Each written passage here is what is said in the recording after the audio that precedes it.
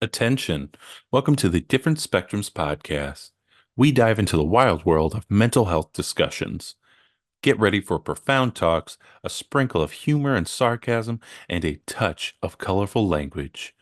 Just a quick heads up, our show reflects our individual opinions, which may not align with the standpoint of the podcast, our featured guests, or any related corporate entities. Our mission? To illuminate through laughter and satire because everyone needs a good chuckle. Chill out and don't stress over the small stuff. Legal troubles? No, thank you. Cancel culture? Please spare us. We'd rather keep this space lawsuit free. So buckle up, have a good time, and join us as we navigate the vibrant realm of mental health on the Different Spectrums podcast.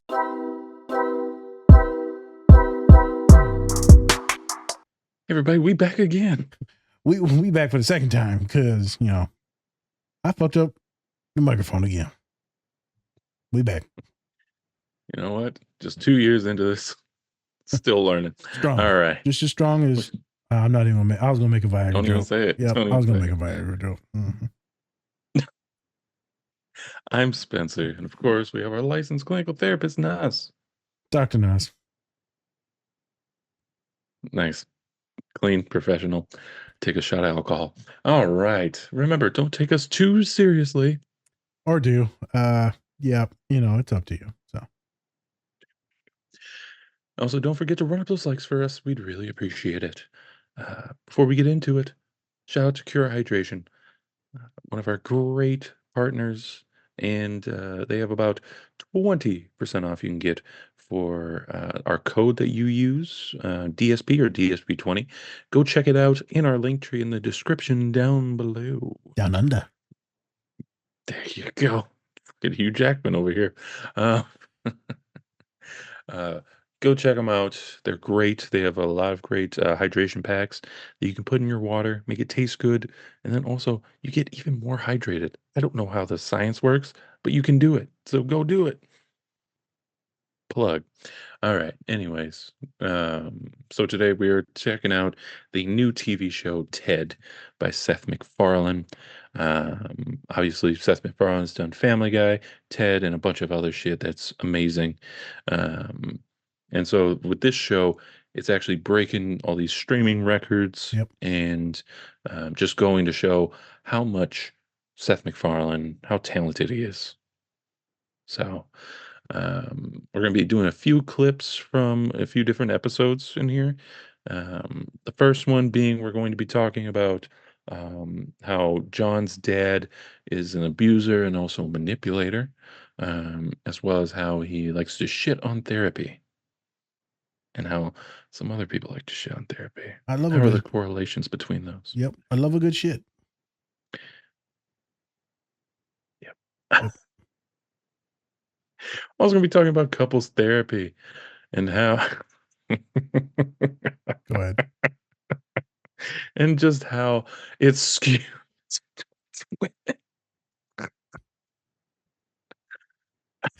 Jesus.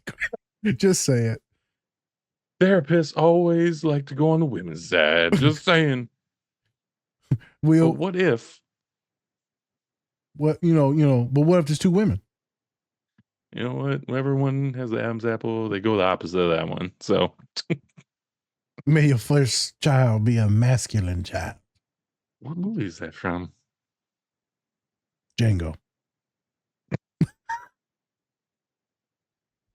Ain't no goddamn holes in this pillowcase. It was Leonardo DiCaprio. God damn it. From The Godfather. It was.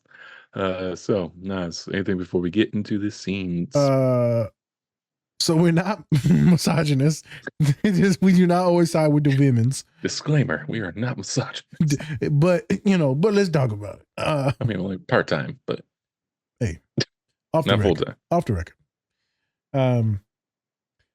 There's a lot of different topics in here. We're going to be serious about some topics when it comes to the family dynamics. What's going on with men and women, what's going on with accountability, this old school vibe that Spencer talks about, and maybe like the bigot dad, and he's always paying for stuff. What do you really do for the family emotionally? We're going to talk about, therapy, couples therapy, and how those dynamics actually work out, and what's going on between that, and how people may feel like someone's choosing sides. There's no choosing sides. We're just having real conversations and keeping people accountable. And the one that never is held accountable feels like fucking shit in therapy. And then we're going to have some fun talking about kind of bullying. And we're going to talk about just fucking pegging people with eggs. So Pegging people with eggs? hey, you get pegged, pegged in the head with an egg. All right.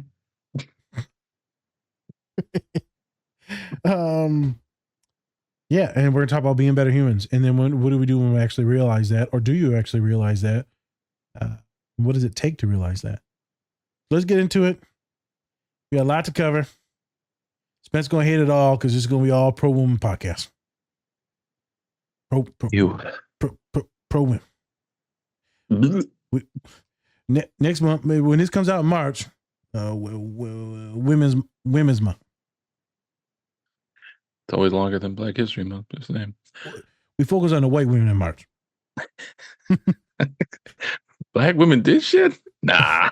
Nah, they good. Not this month. It's all the other women. That was last month. You got a month. Jesus Christ. Let's get to the show. Whoop, whoop. Hey everyone, have you been looking for something to help you when you feel extra fidgety? How about when you have a sensory overload? Well, I'm here to introduce you to the Oh No Fidget Roller. It helps me regulate and also feel at ease. The Oh No Roller comes in 5 different materials, including plastic, aluminum, steel, titanium, and silicone. You can use our code DSP10 to get 10% off your order when you visit onoroller.com and get your roll on. Hey, all right. There we go. Fox was working just fine. Well, it wasn't when I was down there. I don't know what to tell you. Oh, it's okay, honey. We know you were scared of the spider. What the fuck are you talking about? But there was a spider on the box. He's always been scared of the spiders. Wait, you were just gonna fucking let us sit here and read aloud from books? Screw all of you. Maddie, why? I'm not scared of the goddamn spider, Susan. The breaker wasn't working. I'm going down to Trammell's. And he pulls the fucking ripcord, just like always. What the hell's that supposed to mean? Anytime you're losing an argument, you leave. You just walk out the door. Maddie, honey, you can't leave. You haven't made stew yet today. Jesus Christ, Well, Susan. the doctor says if it's been more than 2 days, you need to call him. I did it yesterday. It was a good one. Like a mother hen crowing over her egg. You all watch this. When he comes back, everyone's gonna apologize to him because he's manipulating the circumstances to make it seem like he's the victim. I'm sorry. I shouldn't have told him about the spiders. I'm No, so see, sorry. this is what I'm talking about. Okay, he's the one acting like a whining baby. He should be apologizing to you. I shouldn't have embarrassed him, okay? I think it's cute that you're scared of the spiders. I'm not scared of spiders. God, this is so fucked. This is just classic, dysfunctional, fucked up white trash marriage. Whoa, whoa, whoa, whoa. What? What do you mean, what? Your wife is trying to engage with you, and you're dismissing her like an asshole, and you do it all the time. Susan, am I an asshole? Oh, of course not, Maddie. You're a veteran. See? You think they'd send an asshole to Vietnam? Weren't you dishonorably discharged? No. I wasn't dishonorably discharged or honorably discharged. How the hell does that work? Just exactly like I just said. So the Army basically said, it's not you, it's us. That's right. We're not sure we're ready to have anybody in the Army right now. More or less. The Army just wants to focus on the Army for a while. See? He gets it. Aunt Suze, he is so fucking disrespectful to you, and you never stick up for yourself. Swear to God, you guys need marriage counseling. Oh, fuck that. What's the matter? You scared of therapy too? Oh, it's on, shit. fuckers. I'm not gonna pay some shrink $80 to sit there and show me ink blots that all look like priests with their dicks out. Well, I think that's already progress. Huh? Look, I have a proposal. I've saved up a little money working extra shifts at the coffee shop. As my Christmas gift to you and Susan this year, I will pay for 1 marriage counseling session. All you gotta do is show up. Oh, Maddie, can we? Jesus, Susan. What will we even talk about? Oh, we can talk about how much we love each other. Okay, you know what? Fine. We'll go, just to show you that you're full of shit, and Susan and I have a great marriage. In fact, you know what? Let's go, right now.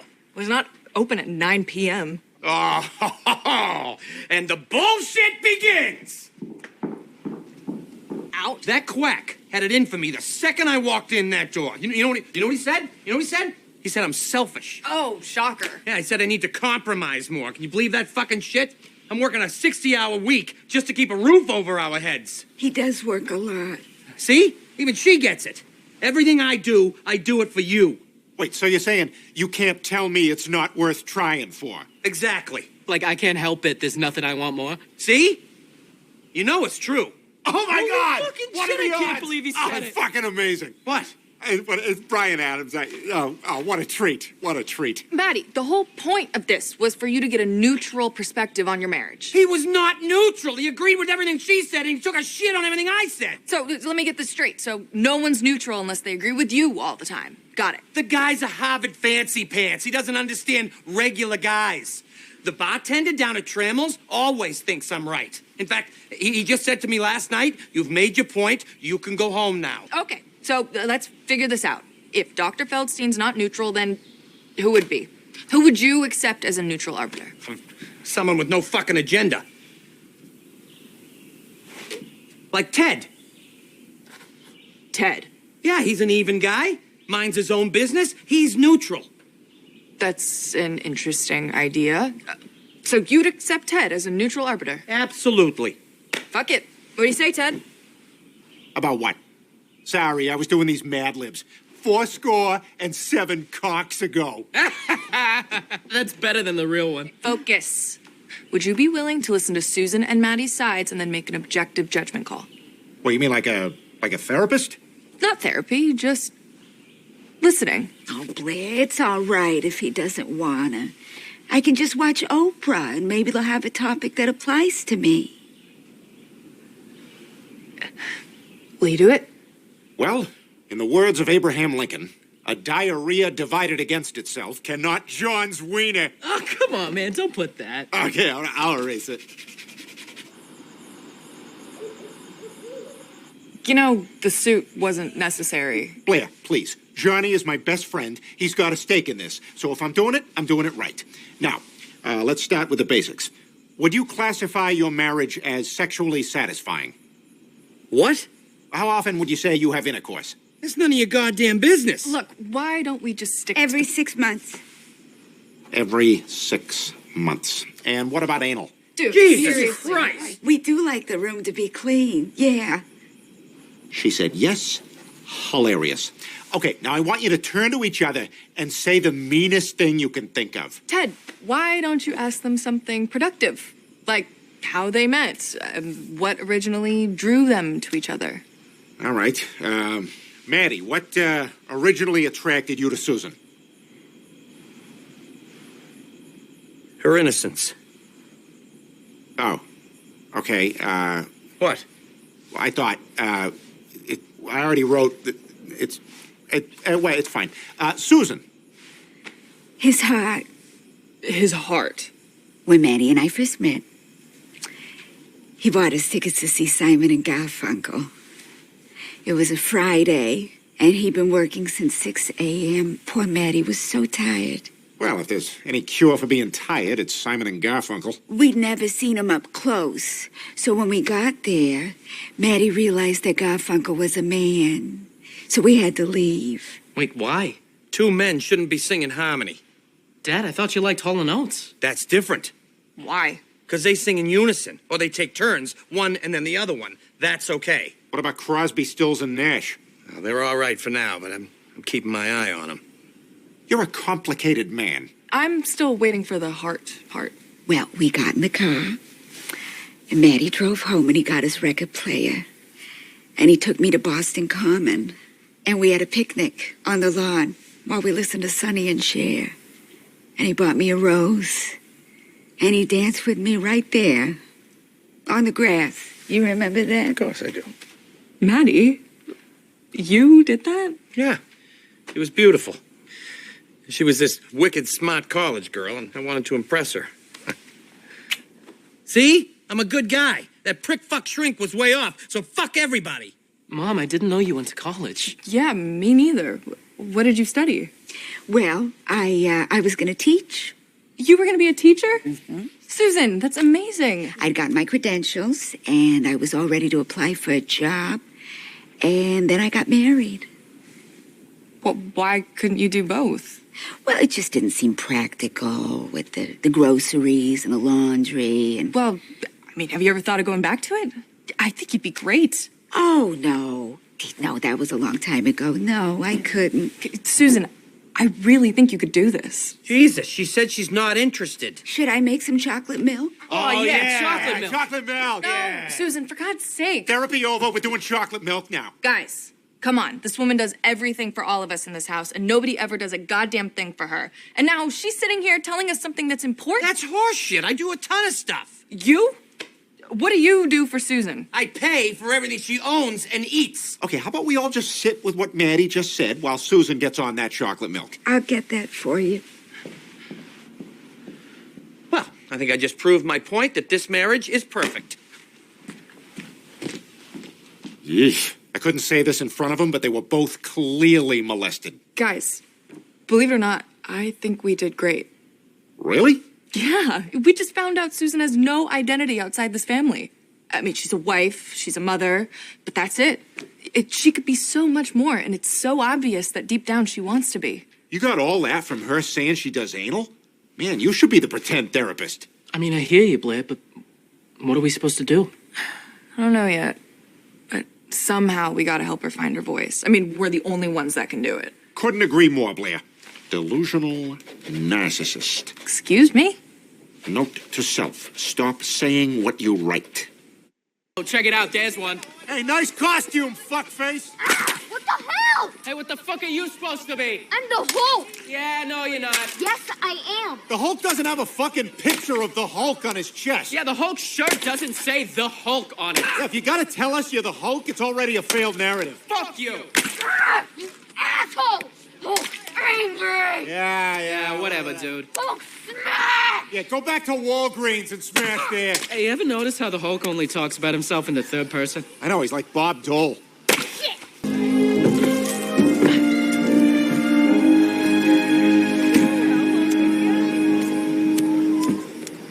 Hey, nice robot costume. Those the boxes your dad used to move out? Hey, who are you, the Dark Knight? I'm Batman. Oh, what the fuck, you asshole? Hey, who you supposed to be? Olympic figure skater Scott Hamilton. Oh, man, you're gonna have enough trouble. Keep moving.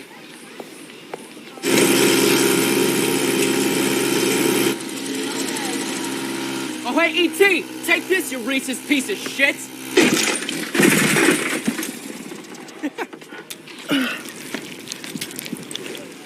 Oh, crap. What the fuck? Oh my God! Is this what we've been doing to people? We were wrong, Johnny! We were wrong! It's me, a Spencer, and I'm here to talk about our longtime collaborator, Cure Hydration. Cure is a premium hydrating electrolyte drink mix made with organic coconut water and pink Himalayan salt with no sugar added. It contains 4 times the electrolytes of leading sports drinks. My go-to flavor is grapefruit, but if you're not into that, you can go and get their variety pack with 8 different flavors to sample. Go to curehydration.com or go to our link tree and use the code DSP20 to get 20% off your entire order today. And we back again. We're back and we're live. This is live as a teddy bear in Ted, or that racist ass dump truck, Dennis. So, rest in peace, Dennis. He is now a gay dump truck. I don't know what that means. I'm sorry. Is that what usually happens between people? Yeah, turns out the homophobe dump truck was actually gay as hell. It's probably never happened in the history of anything, right? He's like, I think about men. And I was like, didn't see that coming. I think about men in a sexual. Like, what are you going to be doing? Yeah, you're. I'm going down to Florida and fucking. You're like, Jesus. I wasted my whole life being straight. He's like, you're 3 days old. Okay.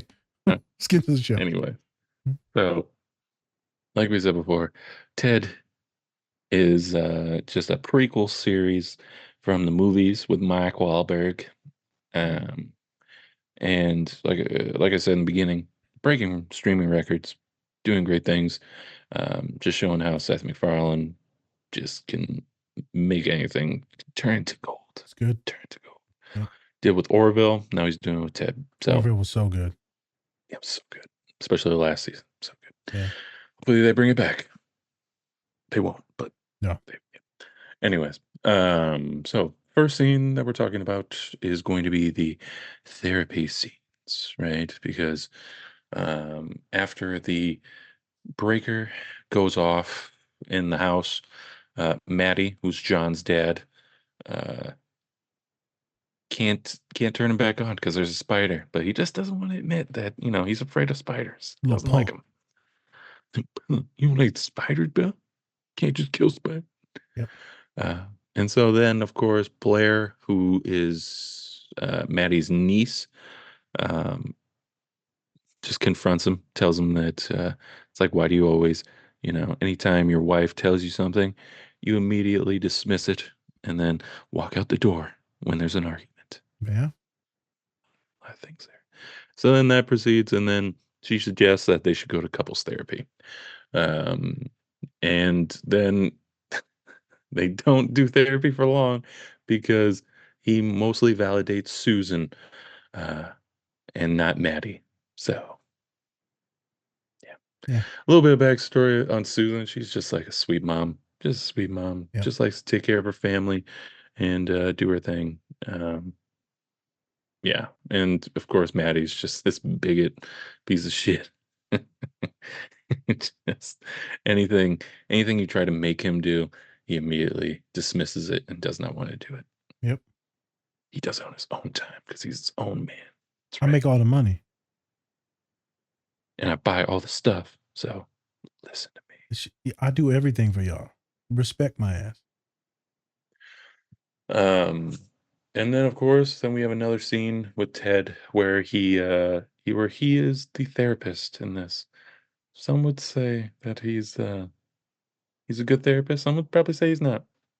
Hey, he got the job done. He got the job done talking about them titties. All right, so Jesus Christ. He does bring up breasts in the he in the does. scene, yeah. I may have used a different word, but same thing. Yeah. Jesus. What's funnier, breasts or titties? Oh Titties. my God. Move it forward. So yeah, they're doing this scene, and then we find out why, how Maddie has changed through the years, and he's not as sweet as he used to be. He's become hardened. Hardened from life. Yeah, I mean, once you do something to a dog in the war, that'll turn you. I'm That'll telling turn you. White men have it so hard. They have it so hard. I mean, you tried jacking off a dog. In the war, nonetheless. In the war. Yeah. There's a lot of weird stuff in this show, people. If you're It's great. if you're a cancel culture person, I assume you're not because you're listening to this pod. You will love this show. Tons of like funny stuff in it.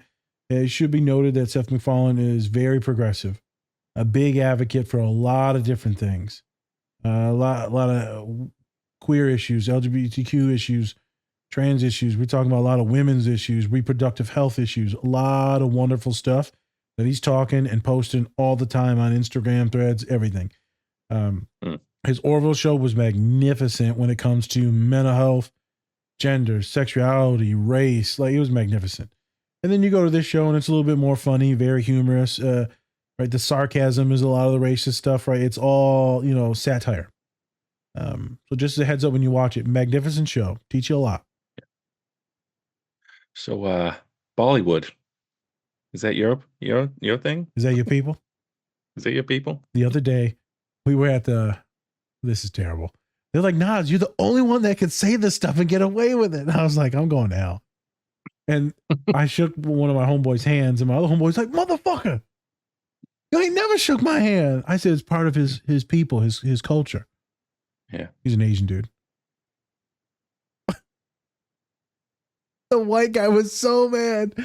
And the dude's wife was just looking at me like, what the? I was like, y'all Hand know what back, it white is. man. This is not you. Yeah, it was interesting. Yeah, terrified. I told you I had nightmares about how embarrassing I was that night. So it was pretty bad. So, All right. All right. uh, So, one thing we want to talk about is how Maddie is let's do it. abusive slash manipulator. Um, when the show kind of caught you on that, and um, what do you? I mean, like, how do you kind of combat that? How do you combat that manipulative way of somebody? And even though they think like they're always right, and they're going to try and make you think on their side of things.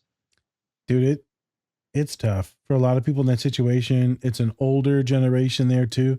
We're talking like 60s, 70s, 80s stuff. Um, Things are different. Masculinity is different. A lot of women at home. So it's like the normal housewife or prototypical housewife kind of setup. Dad's working a Yeah. lot of hours, houses, everything technically is more affordable back then compared to now. But everyone has to work now. Um, don't matter if you want to stay home. Motherfuckers can't afford rent. It's true. But besides the point, you get him and his nastiness, his hatred, I get it, he's overworked, probably super stressed, anxious, drinking a lot. But the niece that lives with them calls him out on all this shit. And she Right. was also in Orville, should be noted. Yeah. She was one of the folks operating the ship. And she calls him out on a lot of different things. Everyone. She calls folks out on racial issues, sexist issues, homophobic things. She herself is gay in the Mm. show. And there was a wonderful scene where he's combating her. She's fluid. Oh, she's fluid? Oh, that's right. Yeah. I think she's like pansexual type of thing. Yep. Okay. Yeah. She said, I'm fluid. I'm fluid. Like, girl, what the I hell know is you? my personality is not what their genitalia is. That's right. I like your thoughts. Not your ass. The other day my homegirl at work was talking and she said, yeah, man, my boyfriend, she's Mexican. And she said, my boyfriend squats 550 pounds or deadlifts 550 pounds. I said, damn, I looked at the white dude who's my other coworker and I said, he got a fat ass. She goes, To look at him. no, I don't even have to look at him. I just know if you deadlifting 550 pounds, I know you got ass. But why'd you look at him and say that? Well, I looked at the other guy. He don't even, it's just a random coworker. Why'd you look at the I don't random know, guy? because it was another man. I don't know. I was another man appreciating another man's ass, metaphorical ass. And she looks at me and she America's goes, ass. that's America's ass. She looks at me and she said, he does. I said, I know he does. Deadlifting 600 pounds. Shit. Take a drink on that one. All right. So, like you said, how do you combat this? Yeah. It's really tough to happen in the family dynamic if it's just a nuclear family. So like the children and stuff like that, it depends on what age. It's really hard for you to be like a young one and be like, hey man, why you treat mom like that? As we make reference to abuse in the family, we look at a show like Echo where there's a lot of physical violence and he's the kid like really wants to do something to protect his mother. Well, we don't advise this, but he murders the fucking dad. True. A lot of this usually doesn't happen until later in life, until the kids are like more grown. I would assume, Spence, I'm going to shift a little bit, that projecting out forward, the dad's going to act like that. Mom's just going to take the abuse, the verbal punishment, just submit to everything. Kids are going to go to school, going to end up kind of hating their dad, feeling really sorry for their mom, maybe a lot of resentment for mom for never really sticking up or leaving. Kids will always side with mom with stuff. Mom will threaten divorce, but never really say it to the husband. And then one day, like, they will split and they'll come to me, the therapist, and they'll be like, yo, man, I fucking hate my dad for this, this, and this. I'm like, man, set your dad straight. And they're like, I can't. He pays for everything. Mm. Like every single time. She can't leave him. He pays for everything. Or I can't, because, he pays for all my tuition. I'm like, okay, well, we're going to set you up as an independent. We're going to file taxes independently. We're going to get you financial aid. You're going to take out some loans and you'll be good. Well, I don't want no loans. Also, there's a price. So there's a price to your mama and yours freedom. God. Because no one wants to cut the cord. Mm. So how do you cut the cord is you have to develop a lot of confidence. You have to know that you'll make it on your own without all that financial issues. But the only way someone changes like him, the dad, is if you confront them with kindness and love. But with his dad, it's easier to confront him because he used to be a sweetheart, but now he's just a shit ass. Some of these dads are legit narcissists, abusers, like through and through, like, and they're getting off and enjoying it. Probably no negotiating with that. They're probably going to rage.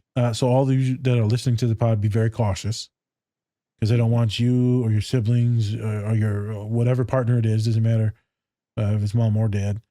I'd be cautious in these conversations. Know that you're safe. Maybe have something lined up if you and the children and other kids need to leave. Right? Have things set up before you have some of these talks. But it's usually about confronting them about their behavior and like demanding respect. Right.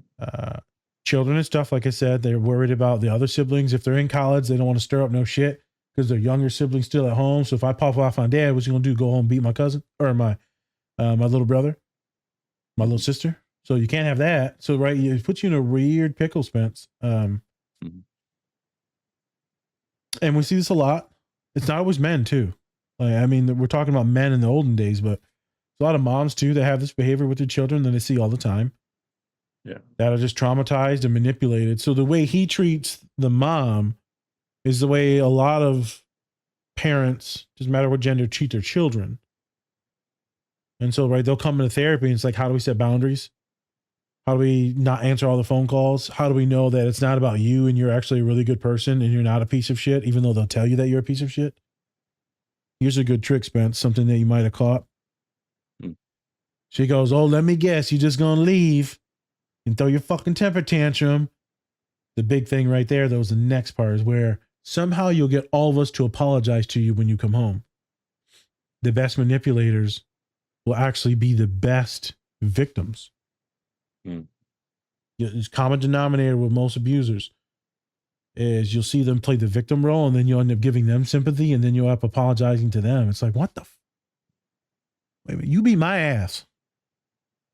And now I'm saying sorry because I made you mad because I said I didn't want to cook no chicken. Right. But I'm apologize. But my face fucked up because you don't beat my ass. Yeah. Don't make no sense. And I do want to point out though that Maddie's not physically abusive. Yep. Just want to point that out. Not physically abusive at all. More of an emotionally abusive person. Yes. Rather than anything. He doesn't beat John or his wife or anything like that. Never really gets to that point ever. Thank He's God. just more like set in his ways and it's just like, you're not gonna tell me like what to do and all that. Yeah. So he's Just much wanna more point that. and he's not even direct abusive when it comes to like putting you down and calling you stupid or No. it's more invalidating and Right. neglecting any love or support, validation. He's not really putting an effort into his relationships. He's pretty at much an all. absentee dad. Yeah, pretty much. But I mean, and I think a lot of people in that era can go by that. I mean, we've even seen that with Bill Burr's show, which is a little bit earlier Yep. in time, but same thing. It's just like you have these dads who like work all day, barely making any money, like barely scratching by. And so then that also leads to them, being absentee, even if like they're not, even though they're in the same house, it feels like they're absent. Yep. And there's a bunch of stuff going on. There's usually alcohol involved in it. And what's Right. interesting is that they talk about it, a little bit sooner. We're going to skip a little bit ahead. She went to college and she wanted to be a teacher. She would have made some money. And she's like, well, it just would have been not like good because what about the groceries and the laundry? I'm like, your fucking kid's like in high school. Right. Go work. Go make some money. Have some fun. Well, and then at the end of that episode, she also realizes that, like her family needs her a lot more there than Right. just kind of, because when you're in that teaching role, whether you're in like, or even like a coaching role and things like that, you're pretty much taking care of those kids. You are. We've seen it. I've seen a documentary about John Calipari, all the big college coaches. Like they They're your don't have babies. time for their own kids They're your for the babies. most part because they're pretty much like watching over these other kids. And so then that kind of trickles down with your relationships with your real kids and stuff like that. And Yep. she kind of saw that she didn't want to do that anymore. It was a dream back then, but now she really wants to make sure that like the house is kind of happy.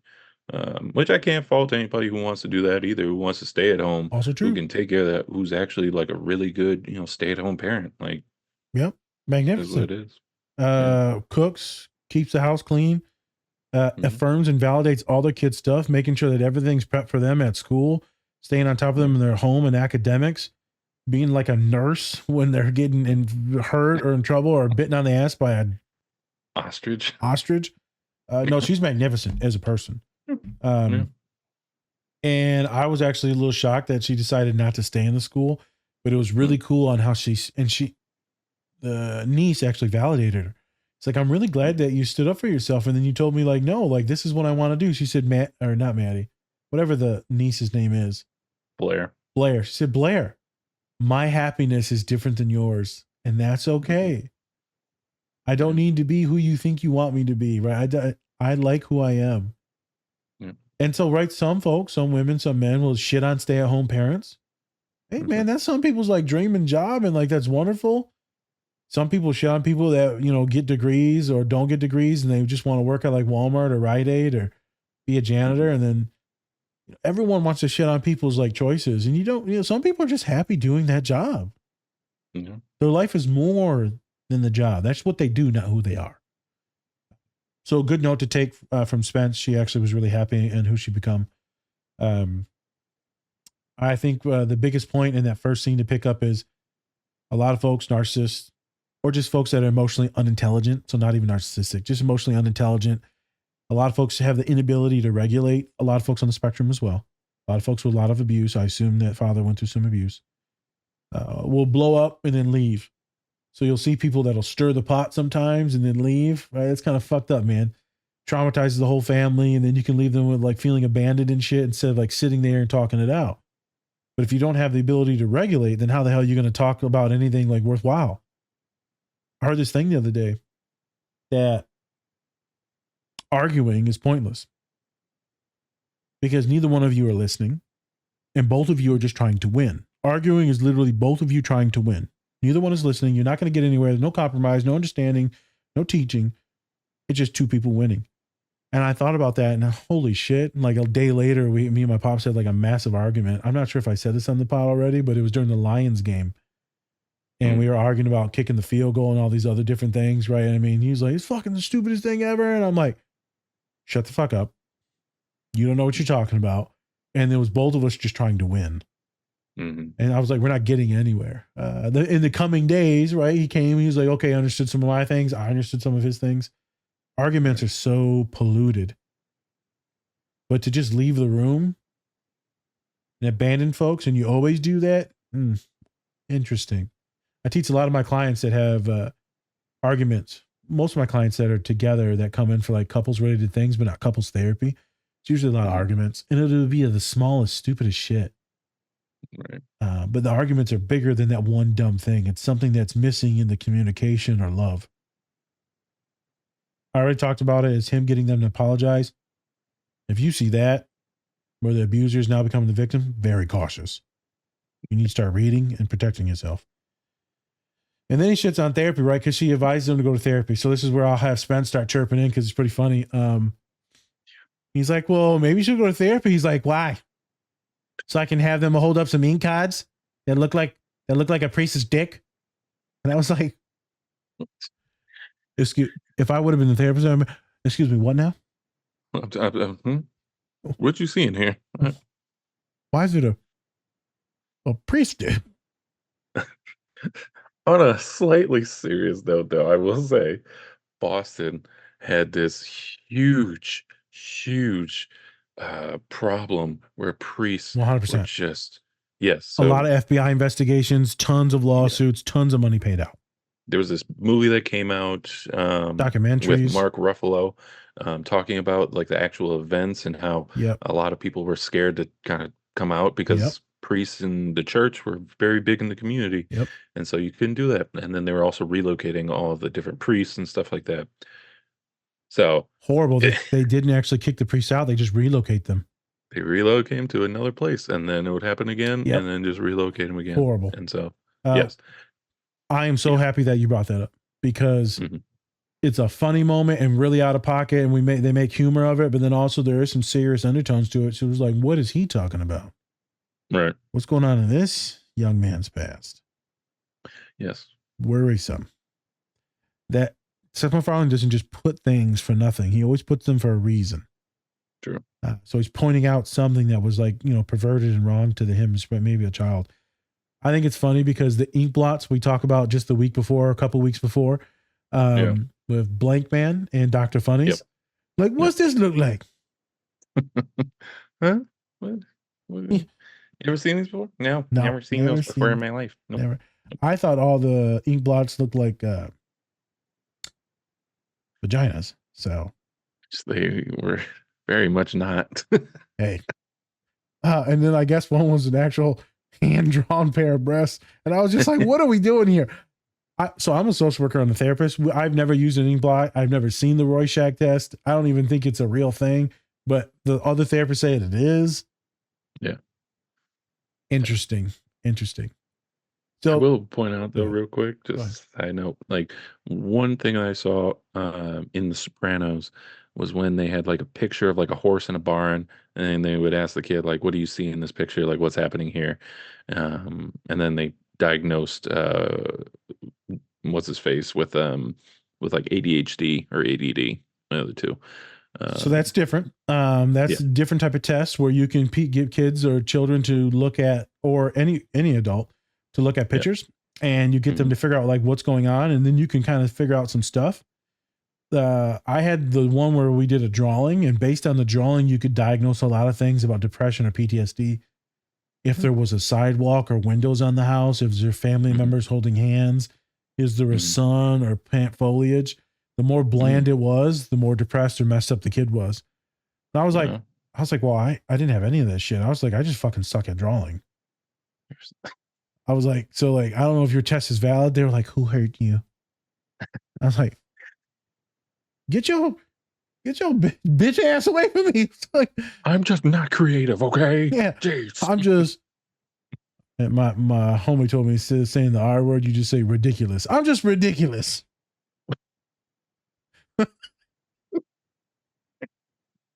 All right. Um, I'm really ridiculous. full ridiculous. But no, that's some wonderful tests that you can do with art and drawing, and it can figure out a lot of stuff, like Spence said, where they see the thing, and then also where they draw the thing. Yeah. So valid stuff, which kind of leads into the second thing, Spence. What was your thoughts on him agreeing to go to therapy? He's like, God damn it, we'll go right now. It's like, it's 8:00, you dumbass, and the bullshit begins. So they can't be open 24 hours a day. All right. I'm not gonna lie, he's gonna hate this. But my dad, at times when he gets angry, reminds me of this guy. Uh-oh. Just goes off.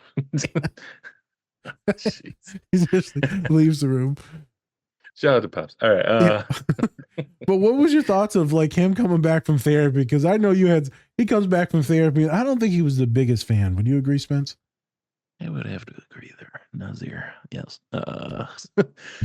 Yeah, he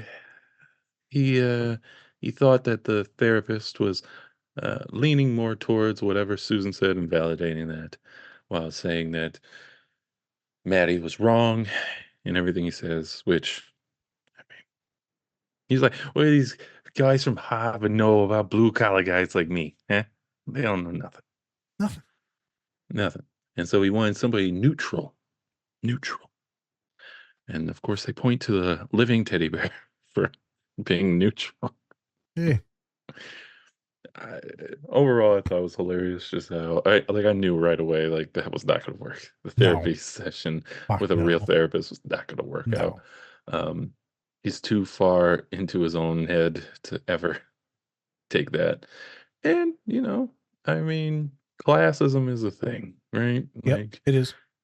it is. It's a big thing. And so it's like, why would I take advice from somebody who might not have been in the same shoes as I am, right? They haven't done the same thing. They're not working a minimum wage job or anything like that. they went to Harvard and like their life is on track. I think that also helps therapists like you a lot because uh, you can actually, say like, "Oh, I've been through these traumas." Like you've like what you've been, you can validate what they're saying, but then you can also tell them like it could have been a lot worse for you too. Like So it's a thing. What we're looking for, the word is called lived experience. So I yes. don't have to trauma dump on them, but I can say, hey, man, there's a few common. So a person the other day is like, man, I don't know, man, I'm gonna get kicked out of school, this and that. I'm about to be in, 6 years it's gonna take me. I said, it took me 7, homie. Mhm. It took me 7. Immediately the kid was like, oh shit. And I said, they call me doctor now. Man, I got arrested and all this stuff happened, and I thought life was over. It was real suicidal too. But if my dumb ass can do it and my nephew can do it, then you can do it. Mm. And there's just those lived experiences. I was talking to the kid and I said, this and that. We talked about the food pantry, right? Because they didn't have no money. Mhm. And I said, I'm gonna be real with you, young man of color. And I said, you gotta stop being a little punk. I said, I'm gonna be real with you, man. You ain't got no money. You putting the pressure on mom to give you some money. Mom ain't got no money. Take your ass to the food pantry on campus. Go there Sundays and Tuesdays. I don't want to hear it. I don't want to hear about the pride. I don't give a shit. I went to food pantry my whole damn life, or not the whole life, but a lot. And in the church. And then I've given back and worked at food pantries and like helped folks. So if you need it, go to it. If you're on food stamps, that means you need it and use it. Don't be ashamed of it. You pull out that goddamn card, you buy your groceries. Yeah. Right. There is some bullshit out there in politics. Certain party, certain folks that will say that, this is socialism and all that. Well, in actuality, it's capitalism for poor folks, this class system, socialism for the super rich, because they're getting all the shit. What you don't know Mhm. about is all the loans that they get and all the loan forgiveness that these companies get. But then, God forbid, a mom with like 3 kids gets any food stamps. So I just wanted to say that. And so you Well, have I these. mean, also, Go ahead. yeah, just, I mean, overall, I mean, millions of people go hungry every day. And so we want to try to act like, oh, you can pay for the school lunch. School lunch is expensive. We actually uh, made it most schools have to have free lunches Mhm. in Minnesota, recently passed. And so that's a great thing because when I was going to school, especially where I went to, it was a preppy school and stuff like that. Lunches were expensive. My mom's single parent. It's hard to pay for those lunches, man, to Yeah. re-up like your account and stuff like that. It gets fucking expensive. And so, I just think that when people try to say like, "Oh, you can't afford food," it's like, no, life is tough right now. Yeah. It's very tough. You know how many children eat all the food at school? They eat most of their meals at school. Yeah, But we've been defunding a lot of these programs and defunding schools. And so, right, they've been having to charge money. And, I love that you brought this up, the class system stuff, because it's always really close to my heart, these things. And to have these lived experiences as a therapist, you can't throw that shit at me. Well, you're some fucking jack off from Harvard and, yeah, living in your fucking ivory tower, And I'm like, nah, motherfucker, we were struggling. yeah, And moms was stealing for food at times. She could have been better with her money than we maybe not had to steal for food, but that's a different story, different day. And I think it's just wonderful to have those experiences. Like you yeah. said, it heals a lot of folks, a lot of men too. I recently went to this minorities in agriculture, this big meetings, all minorities, black and brown folks. It was magnificent. Mhm. And I was talking about, what it's like to be a person of color in this white institution and the white workforce. And, I'm laying it down, Spence. They gave me 30 minutes. I'm having fun. I'm swearing. I swore a few times. And the student that had me, go there, her eyes got all big and shit. And I'm like, she's looking at her advisor back there while I'm swearing. Like, calm down, And I said, hey, took this from Pat McAfee from our show. Everyone swears. So I'm going to swear. That's what we do in the real world. And I said, this will save so many men, me just standing here, so many folks of color just standing here and talking about these things. And I'll be low. I'll be hold. I'll be known. Whatever. I got some emails from some other men of color because of the outreach. Every Right. single outreach I attend, a couple dudes always hit me up. No matter what, I just wait. There you go. And no one of them Bobbies. I see you, Bobby. What happened to Bobby? We had a wonderful conversation the other day at our place, and we talked about a lot of international men, Indian boys around the whole nation that have been killing themselves at a high rate. Right, it just happened on campus. It's horrible, and all over the nation. And they were talking about how do we reach these people, and I said we need to start having men go do these talks. And it helps if it's a brown dude talking to other brown dudes and a large masculine one, like the Godfather. Because you're talking to these men groups and it defeminizes therapy immediately because they're like, oh shit, this motherfucker's up here preaching and he's a dude and doing therapy and talking to other dudes. Like, this is fucking awesome. I said, there's something to it. And there's something to it not doing PowerPoint presentations and Spence talk. I'm not using that degree all the time. Sometimes I'm just talking like the podcast. We've feminized and we've over intellectualized therapy so much. It's just two humans, Spence, just talking. Just trying to get you to a better spot, man. And people freaking out and shit. I'm like, you got no reason to freak out. We just talking shit in here. But we happen to be reframing cognitive thoughts and behaviors and feelings. Yeah, I'm doing all the magic. Right. Or like my student on Friday said, are you this mean to all your clients? Yes. I said, no, just you. Jeez. Poor girl. You gotta love that. And I think that's why we do pods, because we want to make sure that yes, we also want to validate all women and their thoughts and feelings and things like that. But also we want to make sure that men have an outlet to talk to somebody as well. We're not there yet. Oh, no, we're not even close to anything there yet. Because we don't really have, when you look at the numbers, don't have a lot of men / even masculine looking men, quote unquote, Yep. that are in the therapy offices that are doing that. And so very hard to find. Hard to find. Yeah. It's tough. We feminize so many caretaking things. Like in the TED. Let's go back to TED. Yes. So she has her place. She's the caretaker, the lover, the emotional support. He's the hardworking, kind of alcoholic, mean, right? And those roles kind of still are lingering. And emotionality is almost impossible. And then he picks this one object. For him, it was horrible to see that other dude that was like super intelligent. Yeah, piece of shit. So he picks Ted, a soft like teddy bear. He's probably going to side with me, right? He's a man. Right. Obviously he didn't side with him in there because he didn't really side with anyone because he's a fucking teddy bear. He's neutral. He's like Switzerland. Supposedly they're neutral on everything. I don't. They are. They're neutral. And it's interesting on who some folks will go to for therapy because they think that they'll validate certain things. And I'm telling you for specific reasons, because men will come to my office and they'll be like, man, my girl was a piece of shit, man. And I'm like, oh, okay. And I'll be like, yeah, man, she's terrible, man. She's fuck her, man. By the end of the session, so you a piece of shit, right? Huh? Like, you just told me how you yelling at your girl, how you're not showing any emotionality, right? How you lying, how you cheating.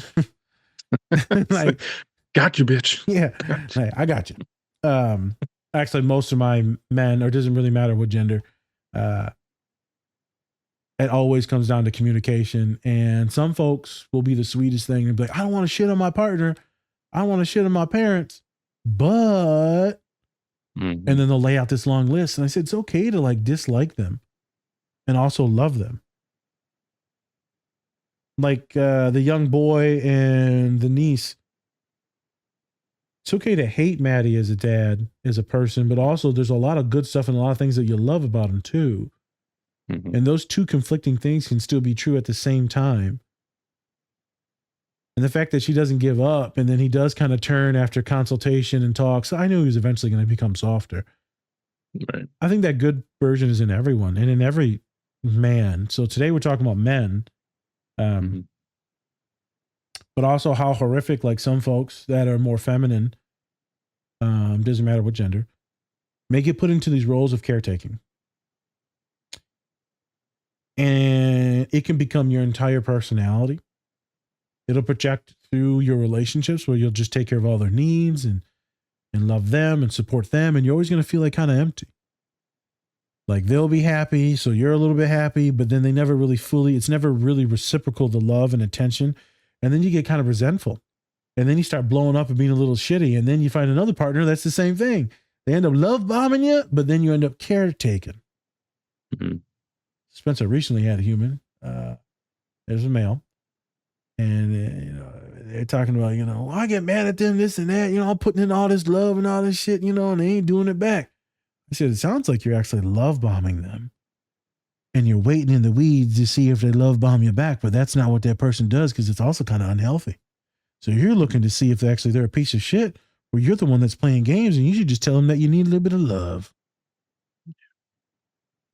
Get all big-eyed. I'm doing that? I said, I don't know, are you? And they go, I think I am. I'm like, well, just stop doing that. Okay. And it usually leads to conversations with their partner about what the hell is going on and why they're doing it. That way it doesn't destroy the relationship. Right. No one's trying to be shit asses. No one's trying to be malicious.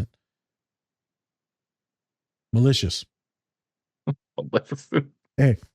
In that Disney character. There's Angelina. Jolie. The poutiest lips you ever see. Mrs. Smith. That Mrs. Smith. You're right. My lips do get pouty when I do that. I know. How my jaw just relax. Oh, Bubba Gump looking ass. I like, oh, damn, sure. Better tuck that lip away. You're going to get on a tripwire. I don't even know what the hell we're talking about, but yeah, I lost all train of thought. But magnificent scene when they're trying to get his dumb ass into therapy, man. And I love that we're talking about it. Obviously, we're talking about the women there at the end. Now I'm getting back on track. Is to find your identity outside just caretaking. Mm-hmm. Hey, did you want to go to school? Did you want to do some of these other things? Are your parents forcing you to do this and you have to do it because of money and economics? It's a really tough fight. I said something to my dad the other day. I said, hey, man, I'm going to get one of them dangly earrings. He's like, what? I said, one of them earrings like Michael Jordan had, the dangly ones. And he said, you're going to have to wait till I die. I said, oh, it's a couple months, so we'll be back. Oh, my God. Jesus. Yeah, I told Dom about that, how you wanted earrings. He was just like, okay, all right. Okay, yeah, I can see her saying that. Yeah. Okay, well, yeah, I mean, if he wants to do that. Hey, the dude at work, they got the dangly earring, so I asked him when I was a little buzzed up yesterday or Friday. Of course. A little buzzed. I said, hey, pretty motherfucker. Where did you get that? He said, these are clip-ons. I said, them ain't even piercings. These are clip-ons? You old punk ass. That is pretty punk, not gonna lie. Who wears clip-on earrings anymore? I know. He said, you can have them. I want your dirty ass clip-on earring. The fuck? Here you go. Yeah, I don't want your sports bra. Jesus. I'll get one. Fuck my dad. Okay. Yeah. Go to, was it Claire's? Go to Claire's, get a little. Yeah. About to give me one. Actually, they say don't go to Claire's because you can get an infection and shit. So go to like a tattoo shop or a piercing shop. Yeah. About to give me one of them dream catchers. Anyways, last scene. Yeah. Ted becomes a therapist. Yes. Ted is a therapist. What was the funniest part to you on that scene? Because let's just talk a little bit of shit and let's get to the bullying stuff. Think here. Probably be like when he just trigger warning. I didn't want to tell him this, but they were clearly molested. Jesus. That was so funny because it was just so blunt. So out of pocket. Yeah. But it was great. Like it's super real. A lot of therapists will take notes, and like as a teddy bear, he's taking notes, and he goes like, "So Maddie, what's your favorite thing about your wife?" And he's like, her innocence. And it was like a wonderful, wonderful question. And he's like, you sure? It's like, He pulls out his Fancy. notepad and says, breasts. I thought that. Never mind. So I think obviously the teddy bear is a pervert. But also I think that the man in here doesn't have a lot of emotions, doesn't have a lot of depth, doesn't have a lot of love and empathy. So for him to say that is just outside of the norm, because you see him transform and like, yeah, I'm a nice guy. Yeah. I love your mom. And We have a perfect marriage. yeah, right. Jesus. I think that was pretty cool. I think when he writes down he's the niece, he's like, clearly a narcissist. She goes, what? Stop. Right? Spence, you do it. Stop talking out loud when writing. Most therapists do not write in session. I can't keep track of like letters and words, let alone talk and keep track of letters and words. I mean, that shit ain't happening. Unless you're doing the Pedro Pascal way to remember your lines, the first letter Of every word. of every word, and then I keep, like, we talked about this. We keep on seeing comments where like, this is actually the best way to memorize like text and stuff. You just remember the first letter of the word, and then you just fill it in with your brain. Spencer, I was like- please comment from my Instagram and just say hashtag autism. Go in there and find it, and then just be like autism. I will. Thank you. I'll put that in there. It was hilarious watching him be a therapist, and then his dumb ass being like, "Ooh, let's calm it down, and let's get the chocolate milk." So as the chocolate milk gets pointed out, let's just stop the session. Chocolate milk. Where's the chocolate? So as Dr. Funny's brought out, I mean, a lot of us are very authentic, and I tell my clients now, because Spence pointed out, if I start talking about food 3-4 times in a session, it's time to go. It's time to go. And they're like, Nas, why you talk about food so much? My fat ass is hungry. What other reason should there be? I'm telling you. So it's just interesting about that. Him being able to manipulate the situation and trying to pull a fast one, and the niece continuously grounding him in reality, continuously pushing the envelope is magnificent. And I'm glad that they had that show. I'm glad that McFarlane had her in the show. All right, Spence. For the funnies, we're going to have a little bit of fun with this one. What the hell was going on in this scene? Have you been this person in these last two scenes? Or are you still not necessarily, have you not figured it out yet? You still a piece of shit. Have I figured it out? Yeah. We talk about the egg scene? It's Yes. fucking, Yes. yeah. I mean, look. It is what it is. What are you gonna do? It was it was an honored tradition. Ted and John would go up on the roof and throw eggs. Yep. Right. What are you gonna do? That's their bonding moment, or one of them for Halloween. And so, I mean, I would say like my really piece of shit move is just talking shit all the time. Teasing. Just teasing. Yes, yes. And I don't usually tease people who, I'm not like them where it's just like, if you're already down, I'm not going to kick you. Okay. Right? I'm not going to do that. I'm more of like, oh, you think you're on your high horse. Let me tell you about your stinking ass feet and how they're stuck together looking like penguin and shit. Let me tell you about how your dad is cheating on your mama. Let me tell you how your dad's actually your cousin. Anybody talk shit, I'm always just gonna, and it's more of like, if you feel like you have like a higher up, whatever it is, whether it's like IQ, you think you're better than me, and status wise, I'm just like, okay, all right, that's why your mama left. So yeah, you're not as malicious as they are, because they're out there just kind of pegging people.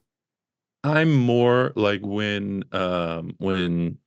Susan gets the teaching job and then Ted defends her against that like mean cheerleader. Yep.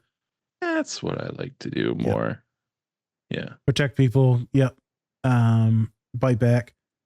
Yeah. Interesting. I'm gonna do a little pause. Oop, just hit my mic. I don't fully like all the stuff that he does now because it's kind of a snake oil salesman, but there's just bodybuilder that I used to follow and still follow, Mike Rashid.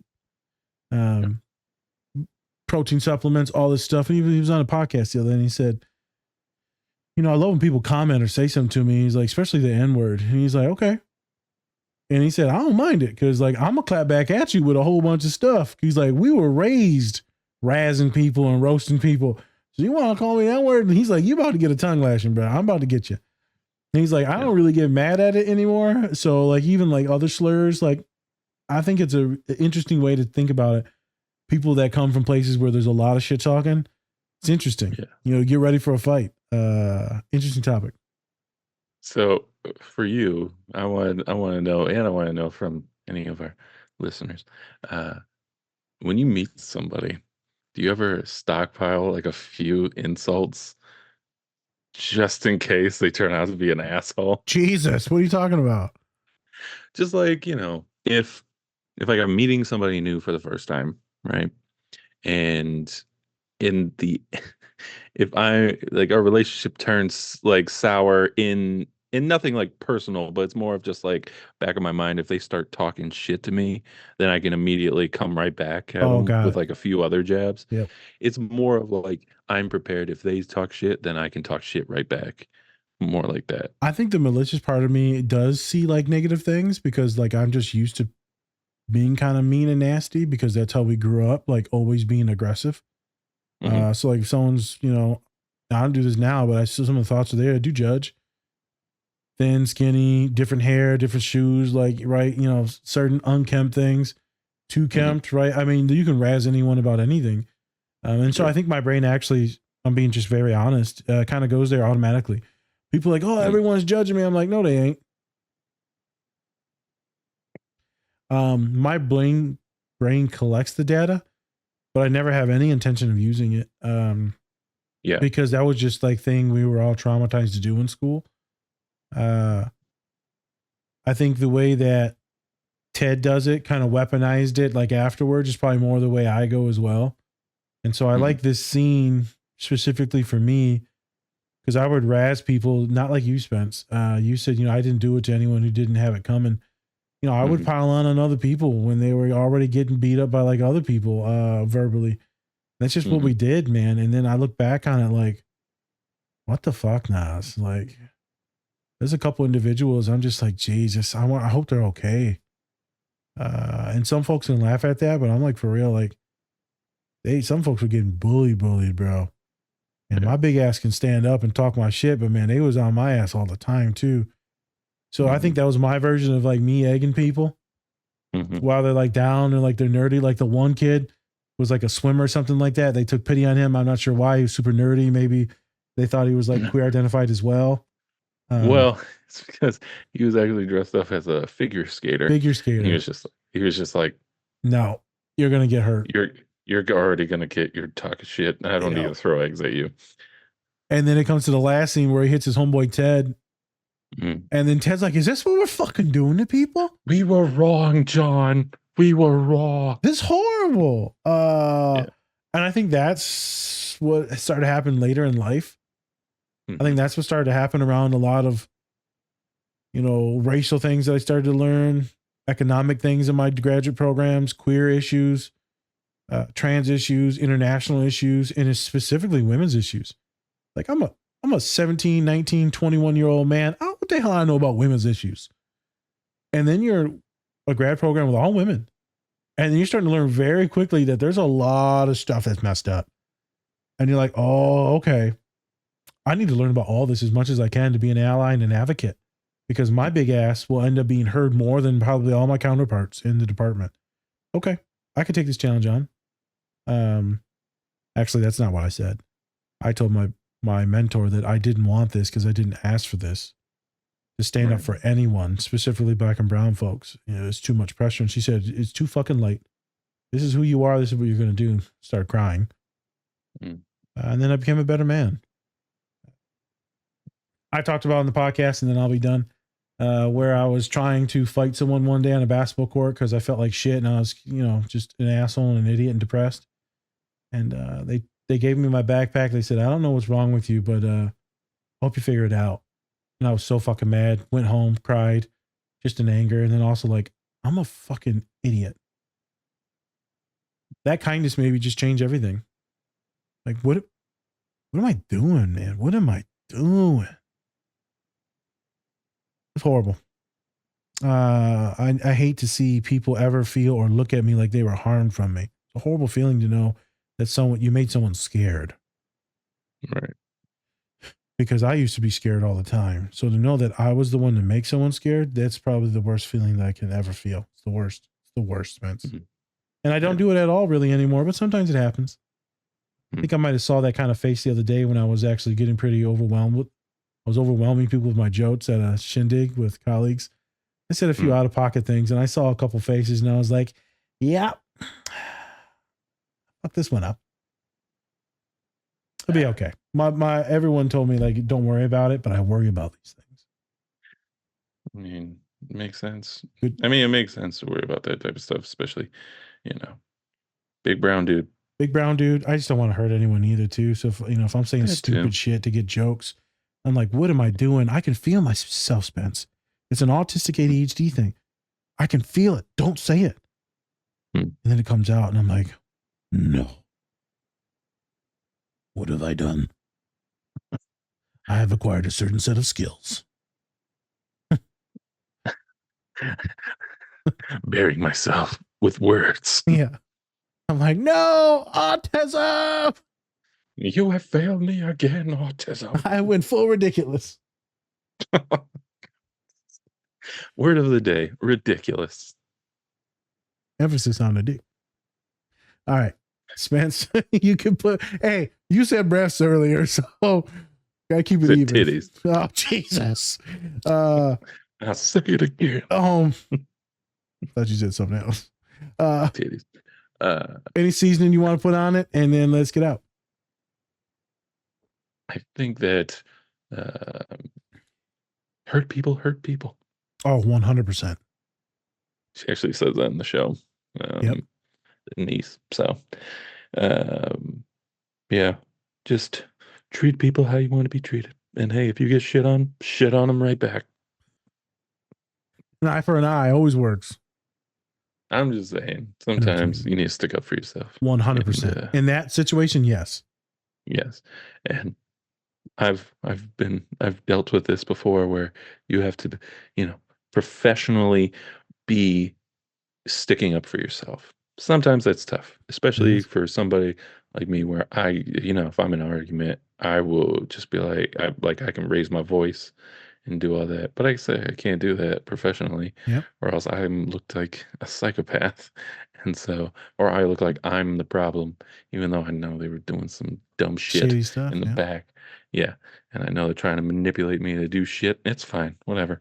But I think sticking up for yourself is a big part, but you also got to watch out how you do that. Because then it could ruin your future endeavors. So can mess it up. And for a lot of women, for me and you, look scary. For a lot of women, they'll look histrionic, crazy, emotional. One of my clients was told the other day, right? Said, you women always lead with your emotions, and this is why no one respects you. I was like, calm down. This is not what happened in the meeting. You're being emotional. My human brought up things very correctly. So it's just an interesting dynamic on how no matter who you are, people will always hold a bias against you. But keep talking your shit, folks. Keep spitting your game. Stand up for yourself. Like Spence said, different words, but don't be no little punk. All right. And on that note, thank you everybody for watching. Go check out the show Ted on Peacock. Great show, hilarious, and has that great Family Guy humor that Seth MacFarlane has been doing all of his career. So go check it out. And with that, thank you for watching. I'm Spencer. That's Nas. Different Spectrums Podcast. All right, everyone. Much love, and remember, take care of yourselves. Or don't. It's completely up to you. Peace.